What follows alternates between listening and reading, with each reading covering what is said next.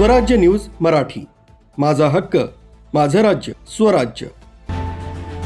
नाशिक शहरात निवडणुकीचे अनुषंगानं आचारसंहिता लागू झाल्यानं शस्त्रबंदी मनाई आदेश लागू करण्यात आलाय। नाशिक रोड पोलीस ठाणे गुन्हे शोध पथकाचे पोलीस शिपाई सागर आडणे तसंच अरुण गाडेकर यांना गोपनीय माहिती मिळाली की रेकॉर्डवरील गुन्हेगार मनोहर कैलास डोगले वय 25 वर्ष राहणार Ashwini colony Samangaon road Nashik road हा त्याच्या स्वतःजवळ विनापरवाना गावठी कट्टा बाळगून सिन्नर फाटा भाजीपाला मार्केटमध्ये आल्याबाबत खात्रीशीर माहिती मिळाल्यानं पथकानं सापळा रचून मोठ्या शिताफीनं त्याच्यावर छापा घालून त्यास ताब्यात घेतला असता एक देशी बनावटीचा लोखंडी गावठी कट्टा व एक मॅगझिन जिवंत काडतुसे असा एकूण 31,000चा मुद्देमाल जप्त करण्यात आला। या संदर्भात नाशिक रोड पोलीस ठाण्यात गुन्ह्याची नोंद करण्यात आली।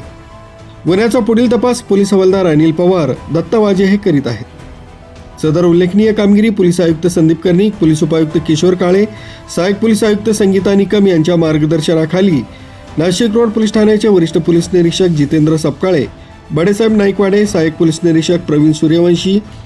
पोलीस हवालदार विशाल पाटील, पोलीस शिपाई महेंद्र जाधव, अरुण गाडेकर, सागर आडणे, रोहित शिंदे, योगेश रानडे आदींनी केली आहे। आगामी महानगरपालिका निवडणुकीच्या अनुषंगाने त्या मुक्त आणि निर्भय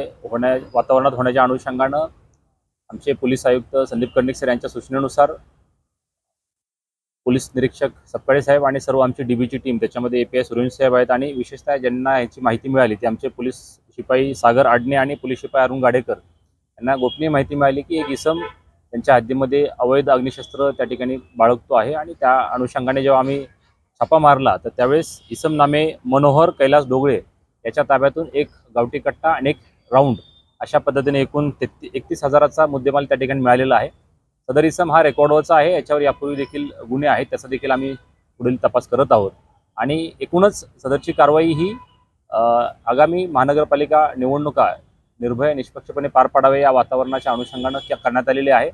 या कारवाईबद्दल मी नाशिक रोड DB आणि सर्व त्यांचे अधिकारी अंमलदार यांचं कौतुक करतो आणि अशाच पद्धतीने इथून पुढच्या कालावधीत देखील कारवाई होतील अशी नागरिकांना ग्वाही देखील देतो। स्वाती शेलार, स्वराज्य news Marathi, Nashik road news.